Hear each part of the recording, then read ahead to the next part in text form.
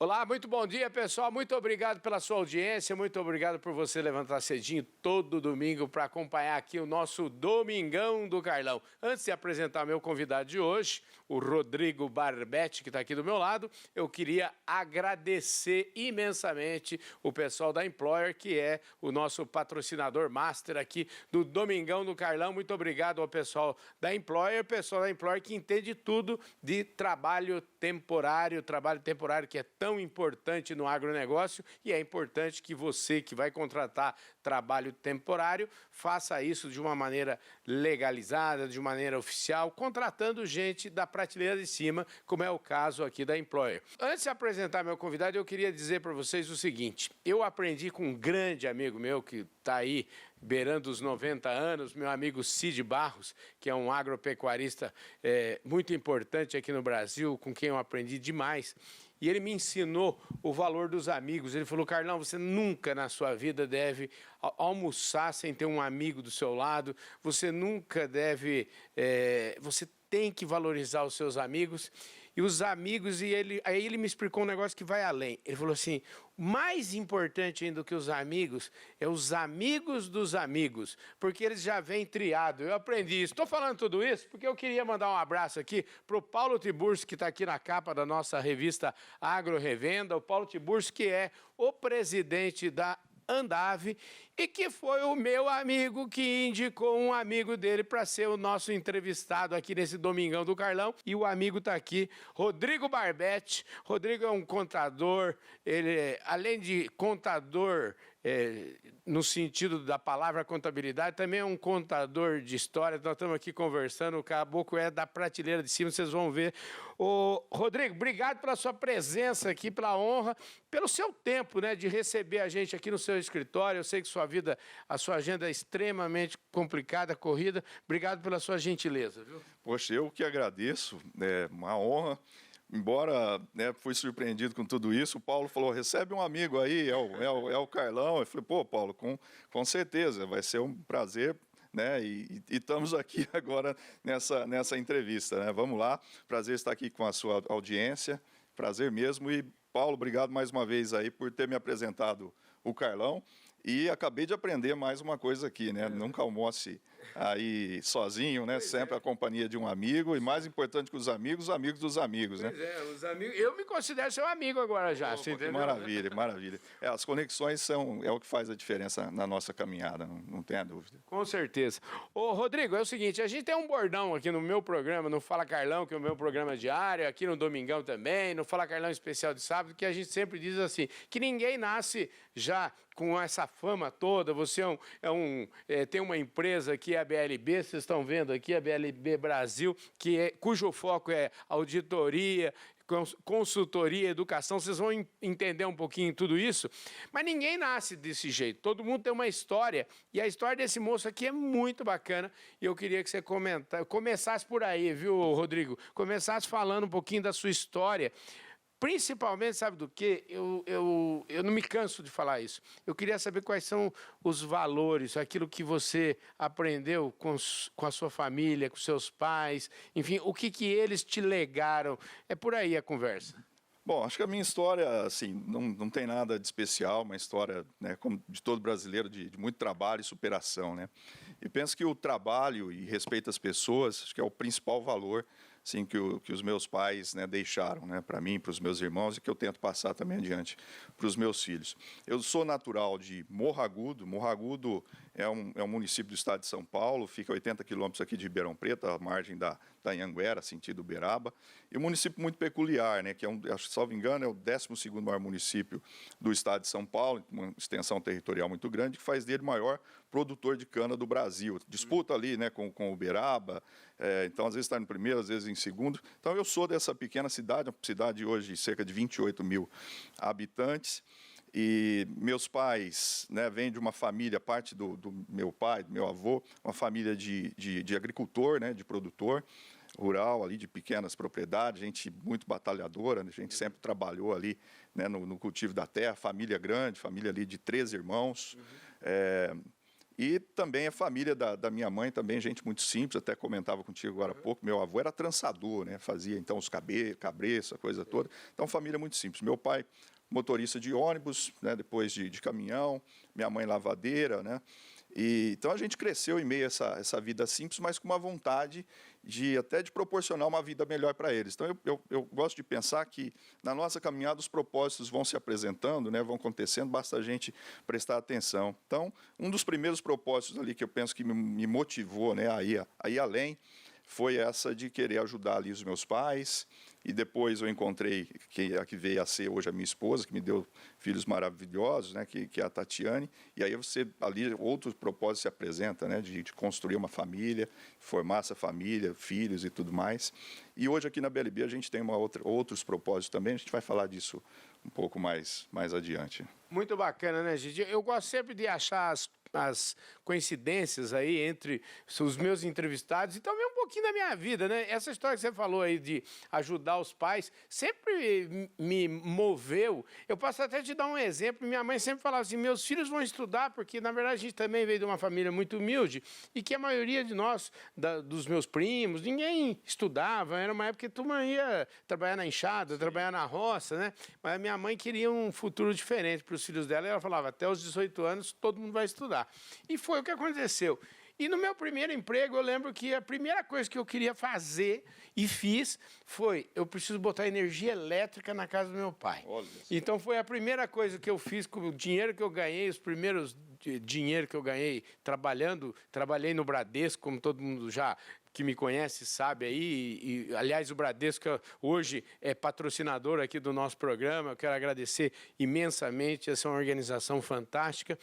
E dizer que isso é muito bom. Então, assim, você já, quando valoriza seus pais, eu sempre digo que não há nada mais importante na vida do que valorizar pai e mãe, viu? Com certeza, Carlão. Isso a gente aprendeu desde muito cedo, que eu vi ali o amor que o meu pai, né, nutria pelos pais dele, né, meus avós e minha mãe também. Apesar de tudo que passaram ali na vida, né, mas nunca faltaram ali com respeito e principalmente sempre honrando, né, os pais. Acho que esse é um ensinamento não só bíblico, mas a gente vivencia isso, né? Então acho que isso faz a diferença na vida de qualquer pessoa, né? Pois é. E vem cá, e você... Eu procurei emprego quando saí do colégio agrícola, eu fui procurar emprego numa usina ali na região de Capivari e eu falo sempre assim, por sorte não achei, não me deram emprego e eu acabei indo para outros lados aí, acabei enveredando por esse negócio do jornalismo e, enfim, e é o que a gente faz hoje. Mas você trabalhou em usina também, não é isso? Eu trabalhei e tenho muito orgulho, né, desse começo de vida meu. Foi na usina MB, né, MB do Maurílio Biagi. Então, na época, era da família Biagi, né, Maurílio Biagi, uma pessoa que é um ícone, né, não só para mim, mas né, principalmente aí para o agro, né, mercado de forma geral. Que, aliás, já teve aqui no Domingão do Carlão. Quero mandar um beijo para o Maurílio, que o Maurílio é uma pessoa fantástica que eu aprendi a admirar e acho que é recíproco. Maurílio, um beijão no seu coração aí, viu? Eu trabalhei na usina MB, que era uma importante empregadora lá no município de Morro Agudo. Então, a perspectiva que a gente tinha na época ali, isso de 96 a 99, 97 a 99, então, ou trabalhava na usina, ou trabalhava no comércio, ou trabalhava, né, no setor público. E eu consegui, né, um espaço lá e trabalhei ali por quase 3 anos, né, na usina. E ali e aí algumas coisas acontecem na vida da gente que mudam o rumo das coisas, né? Engraçado como que depois lá na frente também elas tem alguma ligação, né? É muito interessante isso. Eu lembro que eu trabalhava ali nessa usina, estava ali já para iniciar na faculdade. Na época eu gostava muito de informática, queria fazer engenharia de computação, mas não era acessível para mim na época. E aí eu fiquei conhecendo a profissão de contabilidade. Na verdade, eu já tinha trabalhado no escritório de contabilidade, mas eu sabia que eu não queria ser contador, de fazer contabilidade, escritório de contabilidade. E aí fiquei conhecendo a profissão de auditoria e consultoria, né? Através dos auditores que iam lá na usina naquela época, né? Os auditores aí das firmas internacionais, né? Hoje o mercado chama elas de Big Four. Sim. Então, esse profissional ia lá na usina e sempre que algum ia no banheiro, eu dava um jeitinho de ir também no banheiro. E ali eu especulei alguns deles, um pouquinho sobre a profissão e falei, tá aí. isso que eu quero ser. Eu quero ser auditor, eu quero ser um contador, mas que vou me especializar em auditoria e consultoria, né? Porque é uma profissão dinâmica, uma profissão muito rica, então isso me chamou a atenção. E aí logo consegui ingressar na faculdade de contabilidade, porque na época tinha a bolsa, né, que a usina ajudava ali os colaboradores. E entrei na faculdade de contabilidade e tudo indo bem. Trabalhava na usina, viajava para Morro Agudo, né, até hoje sai cerca. Gente, isso é um problema, não necessariamente um problema, mas eu penso que a pujança que tem o município de Morro Agudo já poderia ter ali uma faculdade, coisa do tipo, porque até hoje sai cerca de 20 ônibus do município levando estudantes em faculdades aqui da região, principalmente aqui em Ribeirão. E eu era um desses estudantes na época, então a gente já tinha ali uma vida bastante, né, desafiadora no início, que acordava muito cedo, chegava muito tarde, aquela coisa, mas tudo certo, né? E aí, nessa coisa da faculdade, eu tive teve uma palestra na época era deputado federal, Fábio Feldman. Sim, que teve no Fala Carlão, aqui durante a COP. Vocês que acompanharam a cobertura total aí do Fala Carlão na COP 27 lá no Egito, sabem que o Fábio teve aqui. E já que ele citou o Fábio, vou deixar na descrição do vídeo aí para vocês acompanharem a entrevista dele também. Naquela época, a usina tinha lançado ali o programa Proálcool, né, com incentivo à venda de carros a álcool. Salvo engano, era o governo do Maluf na capital, sim, na cidade de São Paulo. E o Fábio Feldman fez uma palestra na faculdade falando do combustível verde, né, defendendo o etanol e tudo mais. E ali eu tive uma ideia, porque lá na usina discutia se tinha algumas atividades no sentido de como incentivar, né, a venda de carro a álcool e tudo mais. Aí eu tive uma ideia, eu falei, olha, por que não, né, tentar um acordo lá com a capital, que é o maior número de veículos do Brasil, está concentrado lá na capital, para isentar o carro a álcool do rodízio. Então, o Maluf estava implementando o rodízio naquela época, e às vezes poderia ter ficado só no plano das ideias, mas eu tive a ousadia dentro da minha simplicidade. Eu tenho essa carta até hoje, eu olho para ela, e tanto que ela foi mal escrita, meu Deus do céu. Isso foi em 98. Entendi. Aí eu falei, vou escrever uma carta para o Maurílio Biagi, dando essa ideia para ele. Aí fiz uma carta lá, me apresentando, falei que trabalhava na usina dele, agradeci e tudo mais, e coloquei essa ideia. O Maurílio, como é um gentleman, ele respondeu, eu recebi uma cópia da carta na minha casa, e ele mandou uma carta também para a diretoria geral lá da usina. E na época, o diretor chamou o meu gerente, e o meu gerente não me deu um feedback muito bom. Ele falou, não foi bom isso que você fez, passou por cima de muita gente aqui e tudo mais, mas o Maurílio tinha respondido para mim, estava tudo certo, né, embora eles não tivessem gostado. E aquilo ali me custou a demissão. Né, alguns meses depois, eu fui demitido. E aí fui trabalhar numa cooperativa, na época, Carol, né, que foi uma cooperativa muito proeminente aí no meio da época. Eu fui trabalhar na área de revenda de insumos agrícolas dele. Então, tanto atendia produtor, emitia nota, né, e também carregava os produtos. Eu lembro que na época foi dureza. Mas eu não tinha desistido daquela ideia de ser auditor, né? Então, ali eu mandei currículo, na época, para várias empresas de auditoria, e uma delas me chamou para uma entrevista, e eu não fui aceito. Tem uma série de detalhes, se for entrar em detalhes, a gente vai levar muito tempo. Nós não vamos entrar em detalhes, porque nós já estamos quase na metade do programa, que nós temos que acelerar, inclusive, aproveitando sua deixa aqui, porque é o seguinte, o programa é até grandinho, sim, mas a sua história é muito legal, mas vamos acelerar a nossa conversa aqui, para a gente chegar... A gente tem muito assunto para discutir aqui, esse homem aqui, olha, é um craque, viu, gente? Imagina. Escuta, isso. Mas e aí, no frigir dos ovos, é o seguinte, dessa história toda... Parece que eu tô achando que a melhor coisa que aconteceu na sua vida foi essa demissão na usina, não foi não? Foi, com certeza. Depois a gente vai entender, né, os propósitos na vida da gente, eu não tenho dúvida. Porque aí depois eu consegui entrar nessa empresa, por insistência, inclusive, porque eu fui negado, aí eu contei com alguém, me ajuda lá, não me aceitaram, a gente consegui entrar. Trabalhei ali 2 anos e 8 meses, mas pulsava uma veia maior de querer empreender o meu negócio. No momento ali até de maior necessidade da minha vida. Já tinha nascido a minha filhinha, Duda, que hoje 21 anos, já no 3º ano de medicina. E aí eu falei, é agora, eu preciso empreender. E aí eu conheci um senhor na época, cabelo branco assim como você, né? Que são... Senhor, cabelo branco. Mas isso mostra para mim muita experiência, né? A gente que já experimentou muita coisa na vida. E eu ali, prestes a tomar essa decisão, eu conversei com esse senhor Mário Moreira. Se um dia ele ouvir essa entrevista aí, tenho muita gratidão pelo Mário. Vamos dar um jeito de chegar nele. Ele trabalhava nessa empresa que então eu trabalhava ali, em torno de 2 anos e pouco, ele estava lá.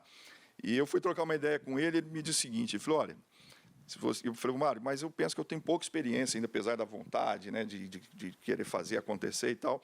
Ele falou, mas experiência é um pente que você adquire depois que você não tem mais cabelo. Boa. Servir para pentear o cabelo dos outros. Então, cara, você é novo, né, arrisca, é a hora e agora de tomar risco. Se não der certo, você recomeça. E aquilo, assim, eu me enchi de muita vontade, né, e assim foi. Trabalhava comigo, meu pai na época, o Valdecir, que é meu sócio hoje, a quem assim eu tenho muita gratidão, meu braço direito aqui na BLB até hoje. E eu chamei o Valdecir, então, para essa nossa empreitada. Aí nós pedimos demissão e começamos ali a nossa empresa, né, de contabilidade inicialmente e consultoria na área tributária. Porque eu entrei lá na auditoria independente, depois eu migrei para a área de consultoria tributária, a área que eu me especializei, né, consultoria tributária, societária e tudo mais. E esse negócio de consultoria, você se especializou, segundo o Paulo Tiburcio, você é o craque, é o papa desse negócio aqui, mas eu queria entender um pouquinho, e já para a gente começar a falar do ponto de vista daquilo que você faz, das suas atividades aqui hoje, você já nasceu meio que aqui na roça, meio que no agro, né? Então, no agro, você está com tudo aqui. O agronegócio, a gente respira o agro desde criança, é a vocação aqui do interior, e naturalmente a gente foi, né, projetando os nossos negócios aqui no agro. Então, temos realmente um posicionamento muito importante aqui no agro, atendendo cooperativas, né, agropecuárias, grandes grupos de produtores rurais, né, mesmo que organizados na forma de pessoa física, que são empresas, são indústrias, né, a céu aberto, indústrias de máquinas, enfim, revenda, muita revenda, né, a gente atende muita revenda. Então, essa é a nossa atuação do agro. Mas voltando um pouquinho lá, né, aí começamos a BLB em 2003, eu com o Valdecir. Teve uma passagem ali com a gente, 2 sócios também muito importantes, que tem a ver com as siglas hoje do nome da BLB, eles não estão mais com a gente. Um deles foi um senhor que fez muita diferença, a gente aprendeu muito com a experiência dele, que foi o Horácio Bergamini, que a gente tem uma gratidão muito grande por ele. Então, resumidamente, né, hoje, 2023, BLB começou em 2003, então 2023 é um ano comemorativo, 20 anos de BLB, né? Então, hoje nós temos um time aqui de 90 profissionais, então, tudo que o Paulo conheceu um pouco aqui da BLB, o que a gente tem feito, hoje é porque a gente tem todo esse time que acredita aqui no nosso propósito, no que nós estamos fazendo. Então, sou sim um especialista na área tributária, societária, né, de contabilidade, finanças, mas tem muita gente melhor que eu aqui no escritório que faz as coisas acontecer também. Bom demais. Escuta, nada na vida supera a força do exemplo. Eu sempre gosto de mostrar exemplos, falar das atividades das pessoas, mas falar, sobretudo, por exemplos. Então, a gente, para começar aqui a falar por exemplos, e aí eu vou pegar um pouco da pauta do meu amigo Paulo Tiburcio, falou, esse cara é um craque em M&A, esse cara é um craque em fazer fusão, aquisição. Me conta um pouquinho da sua experiência nessa área. Realmente, acho que nós tivemos aí a sorte de estar inserido nesse segmento do agro no momento desse movimento de consolidação, né, que iniciou aí há cerca de 5 anos e que penso eu que tem muita coisa pela frente ainda, né? Às vezes as pessoas, esse movimento já está terminando, não. Eu acho que esse movimento só está no começo, né? Porque se a gente for olhar, pensar assim, tudo que acontece nos Estados Unidos, mais cedo ou mais tarde, acaba acontecendo aqui. E esse movimento nos Estados Unidos já foi assim, tem uma consolidação gigantesca, né? Sim, com certeza. Aliás, nos Estados Unidos, das principais empresas, né, que fez esse movimento lá é a canadense, né, a Nutrien, que está fazendo isso aqui no Brasil, junto com outros atores também.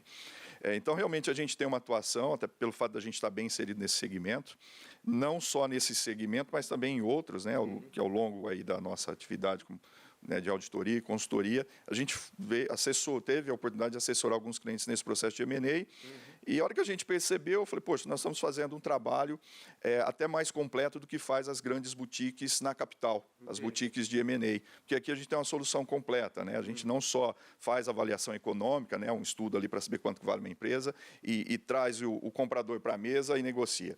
A gente segue em todo o processo, então hoje a gente tem um corpo jurídico aqui que dá um suporte a toda a parte contratual, né, a nossa parte negocial que tem a ver com ter entendimento sobre não só conceitos de finanças, mas conhecer negócio a fundo, né, aspectos tributários, societários e tudo mais. Então, é uma atuação bastante completa, né? Nesse momento, o nosso time de auditoria e nosso time tributário também vem para apoiar todo esse processo. Então, eu até refletindo sobre isso, eu penso aqui, pelo que a gente conhece das operações, principalmente no setor de revendas, e quem vem, dos atores, né, que vem atuando aí com esse movimento de M&A, eu arrisco dizer que o nosso escritório é o único escritório que que tem operações realizadas aqui com os principais players. Então, eu digo para você que o primeiro foi com a AgroGalaxy, ali uma operação em 2018 e 2019, que foi a AgroFerrari. Né, então, a gente sempre trabalhando para o vendedor aí, tá? Tem outras operações fora do segmento, trabalhando por parte do comprador. Entendi. Mas falando do segmento, primeiro a AgroFerrari, de 2018 para 2019, do Rogério Ferrari, que acabou virando meu amigo. Depois a Qualicitrus, né, do Marcos e da Neuza, também a quem eu tenho muita gratidão, um casal que eu gosto muito, tenho o Marquinhos e a Neuza como amigos também, para a Lavoro, né? Depois a AgroZap, ali em Uberaba, também para a Lavoro. Mais recentemente, a Safra Rica, aqui de Monte Azul Paulista, perto de Ribeirão, para a Nutrem. Depois fizemos a Barbiero, né, lá de Nanoai, divisa ali do Rio Grande do Sul com Santa Catarina, para a Cooperalfa, né, então uma operação ali com a cooperativa. E depois Leme Fértil, aqui em Leme, a família Carvalho, né, o Denis Carvalho, para a Marobene, né? E atualmente temos aqui mais 9 operações em andamento no escritório, sendo 4 do segmento de agrodistribuição, né? Então em breve a gente deve anunciar mais aí.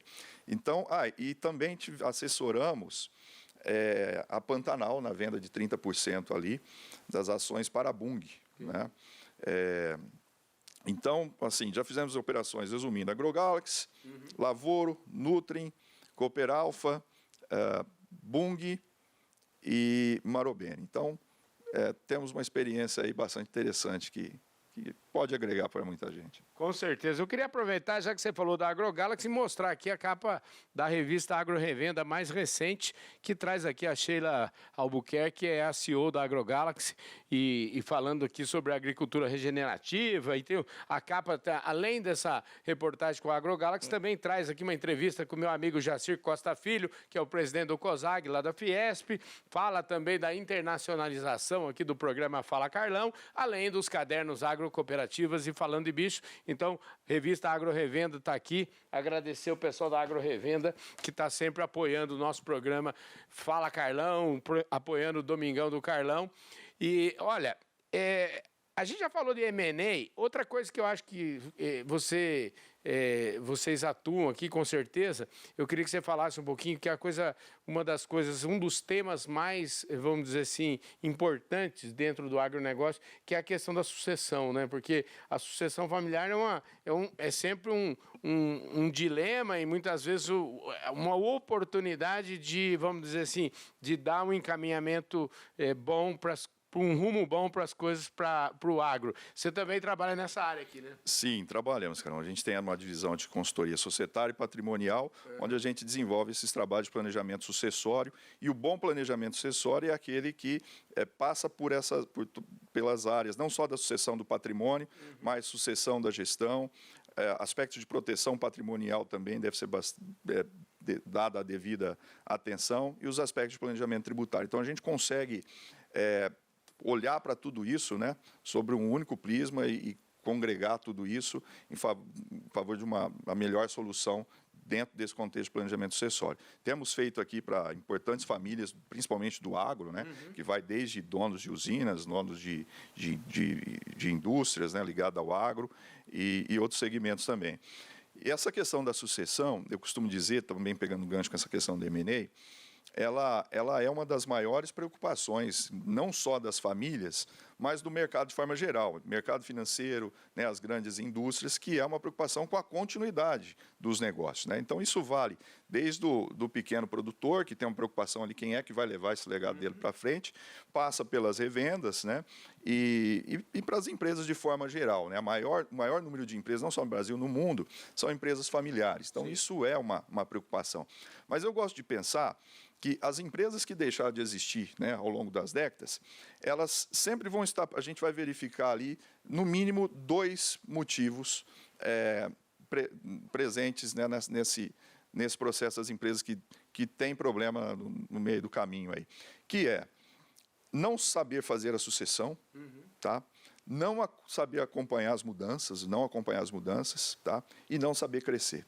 Então, veja que saber crescer ou acompanhar as mudanças tem a ver com esse momento de transformação pelo que passa o segmento de agrodistribuição.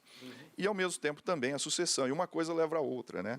Muitas vezes a decisão pela venda passa pelo fato de você ali não ter a sucessão, né, bem encaminhada, que pode ser ali com membros da família ou uma sucessão profissional. Então, a gente lida com tudo isso aqui no escritório. E, às vezes, chega aqui um cliente que, motivado, né, por discutir essa questão da sucessão, a gente acaba falando da venda, né, e por aí vai. Então, isso tudo a gente faz aqui no escritório. Maravilha. Ô, Rodrigo, deixa eu te falar, nós estamos chegando já no limite aqui do nosso programa, tem mais 1 minuto aqui para a gente falar. Eu queria pegar um gancho dessa palavra educação que está aqui atrás, que vocês estão trabalhando também, acho que já falamos de auditoria, consultoria, tudo isso, mas falta falar um pouquinho de educação. E eu recebi do Paulo Tiburcio um negócio de vocês lá com a Andave. Explica um pouquinho como é que é isso aí, rapidamente, para a gente fechar nosso programa aqui. Tá bom, rapidamente.